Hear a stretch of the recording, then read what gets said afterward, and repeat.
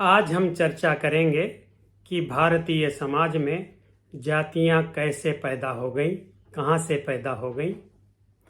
हमने भारत विद्या के दोनों धाराओं पर प्रकाश डाला है, आगम और निगम की धारा पर। किसी भी शास्त्र में मानव में भेद करने के लिए जाति शब्द का प्रयोग नहीं मिलता। ऋग्वेद के पुरुष सूक्त में एक मंत्र है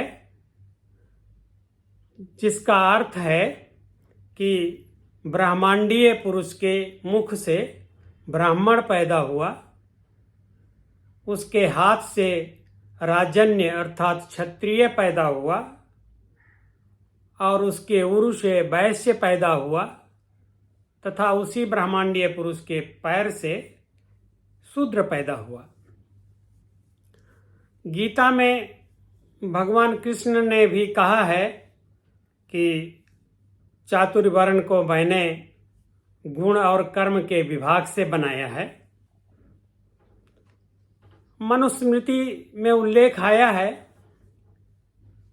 कि मानव जब जन्म लेता है तो वो प्रत्येक मानव शूद्र के रूप में ही जन्म लेता है और जब वो अपना निखार कर लेता है, संस्कार कर लेता है, सुधार कर लेता है तो अपनी अभिरुचि के अनुसार वो ब्राह्मण हो जाता है, क्षत्रिय हो जाता है या वैश्य हो जाता है, उसका दूसरा जन्म हो जाता है।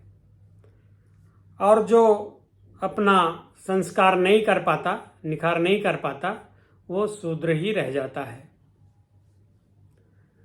भारतीय विद्या में 12 दर्शन प्रमुख रूप से मिलते हैं, जिनमें से किसी में भी मानव में भेद करने के लिए जाति शब्द का प्रयोग नहीं हुआ है। हमने किसी भी शास्त्र में मानव में भेद करने के लिए जाति शब्द के प्रयोग को नहीं देखा है। यदि किसी ने देखा हो तो वो कमेंट बॉक्स में बताए, जिसका और अध्ययन कर सकूं। अब भारतीय समाज में जातियां तो हैं, भारतीय शास्त्रों ने इनका विधान नहीं किया, वहां से नहीं पैदा हुई, तो ये पैदा कैसे हुई, ये प्रश्न उठता है। इसका उत्तर ये लगता है कि भारतीय चिंतन का आकाश जो है उन्मुक्त रहा है।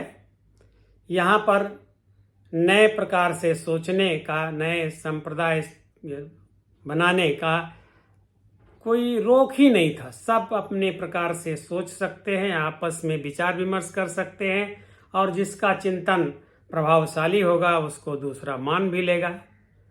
इस प्रकार यहाँ नाना प्रकार के संप्रदाय पैदा होते रहे और इसी क्रम में विभिन्न रोजगार के लिए, व्यवसाय के लिए, शिल्प के लिए, क्षेत्र के लिए, वर्ग के लिए तमाम समूह पैदा हुए, गिल्ड सिस्टम भी बना और ये अपनी सामाजिक व्यवस्था स्वतः नियंत्रित करते रहे। जातीय पंचायतें भी थी और किसी भी शास्त्र में जातियों की व्यवस्था को नियंत्रित करने का कोई भी विधान नहीं है। यहाँ तक कि कोई जाति केवल अपने जाति में ही विवाह करेगा, इस प्रकार का भी विधान कहीं भी शास्त्र में नहीं मिलता है। विवाह के संबंध में जो उल्लेख मिलता है वो यही है कि कोई अपने गोत्र में विवाह नहीं करेगा। अब जातियों का विकास अपनी उपयोगिता के लिए, चाहे सामाजिक सुरक्षा की दृष्टि से या परिवार बढ़ते जाने की दृष्टि से या जो शिल्प था उसके विकास के लिए या विज्ञान और तकनीकी के विकास के लिए यह अत्यंत उपयोगी था, इसलिए ये बनती रही और बढ़ती रही। आज भी डॉक्टर का बेटा डॉक्टर बनना चाहता है। इस प्रकार ये जातियाँ चलती रही और इन जातियों के कारण ही भारत में विज्ञान और तकनीक का अप्रतिम विकास हुआ। दुनिया में सबसे विकसित समाज भारतीय समाज रहा। अंगस मैडिसन ने अपना विश्व का आर्थिक इतिहास जो लिखा है उसके अनुसार भारत पहली शताब्दी से 1750 ईस्वी तक भारत दुनिया का सबसे विकसित देश रहा है और वो इन्हीं जातियों के कारण रहा है जिन्होंने अनेक तकनीक अनेक कला का विकास किया। ये अत्यंत उपयोगी रही।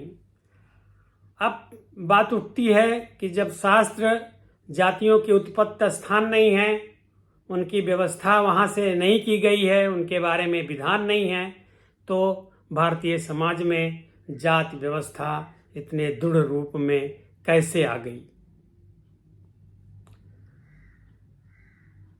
रेसिस्ट लॉर्ड रिजले ने 1881 में भारतीयों की जनगणना जाति के आधार पर करवाई। ये जनगणना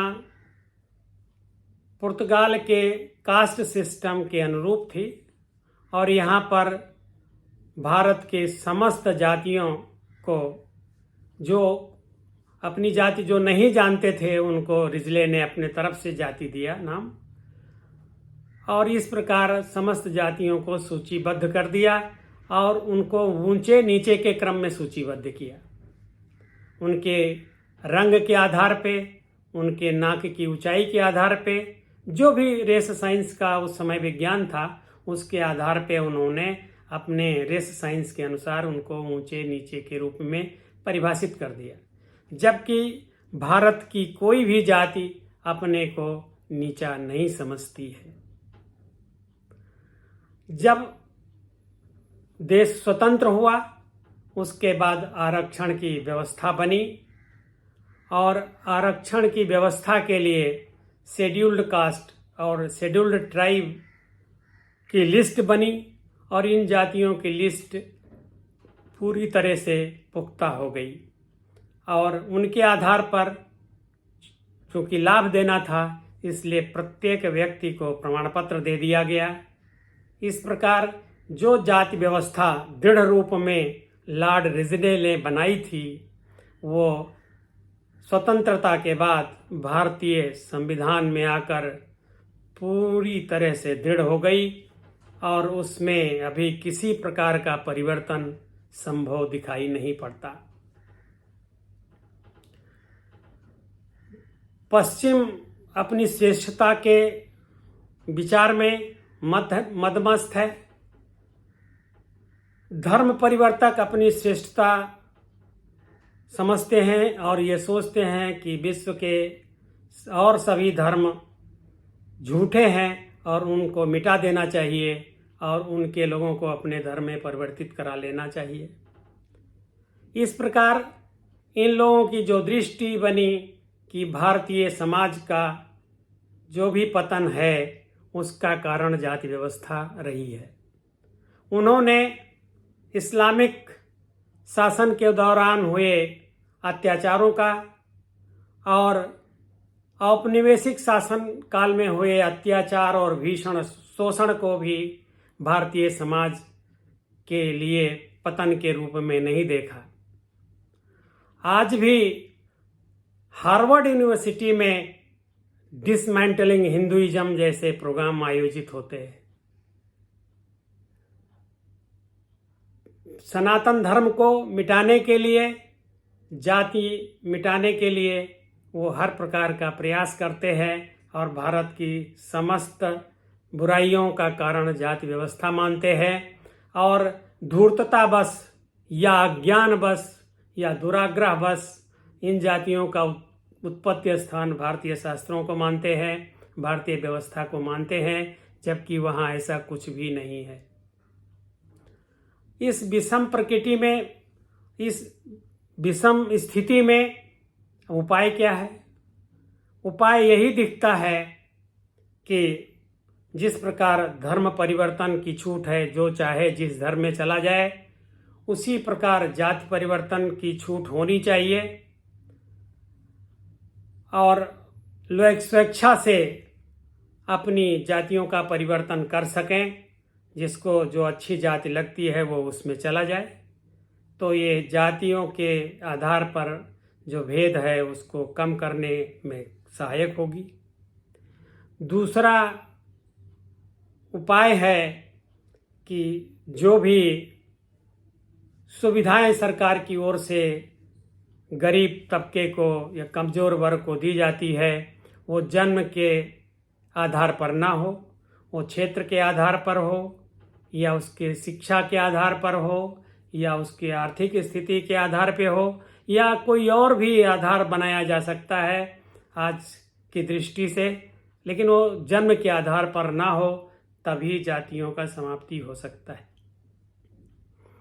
दूसरा उपाय एक किसी मित्र ने सुझाया कि सभी के नाम के आगे भारतीय लिख दिया जाए, किसी को अपनी जाति सूचक जो टाइटल है वो ना लिखने दिया जाए, उपाधि ना लिखने दिया जाए।